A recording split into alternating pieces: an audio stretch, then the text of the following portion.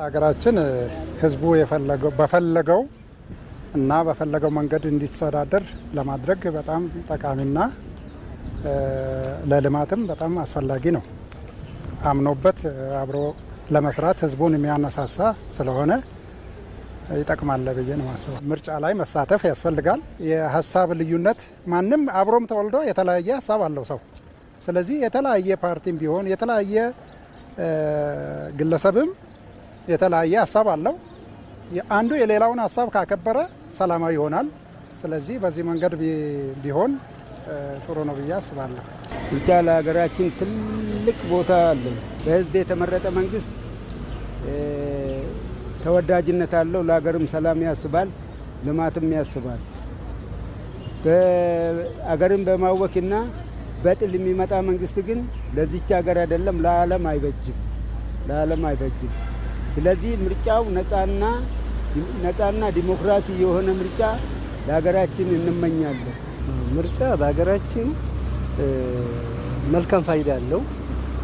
ለምን ህዝቡ በራሱ እድል በራሱ የመወሰንና የመምረጥ መብት ስላለው የፈለገውን መንግስት መርጦ መንግስት ከተመረጠ በኋላ የ5 ዓመት የስራ ዘመኑን ሲጨርስ እንደገና የምርጫ መዋቅሩን ዘርግቶ እንደገና ደግሞ ህዝቡ በድጋሜ በራሱ ፍላጎት የፈለገውን መንግስት ሲመርጥ ለአገሪቷ ከፍተኛ ፋይዳ አለው ተብሎ ይገመታል። ምርጫ ስልጣንን በሰላማዊ ሁኔታ ህዝብ ለፈለገው መሪ የሚሰጥበት የሚጠቅመውን የሚመርጥበት መድረክ ስለሆነ ምርጫን በሰላማዊ ሁኔታ ማካሄድ ለቀጣይ ለሀገር እድገት ወሳኝ ምዕራፍ ነው ብዬ አስባለሁ። ከምርጫ አስፈጻሚዎች ያው ህዝብን መቀስቀስ ነው የሚያስፈልገው። ወደ ምርጫ ጣቢያው ሄዶ እንዲመዘገብ ዲሞክራሲያዊ መብቱን እንዲጠቀም ዲሞክራሲያዊ መንገድ ማስተናገድ ይጠበቅባቸዋል ብዬ አስባለሁ።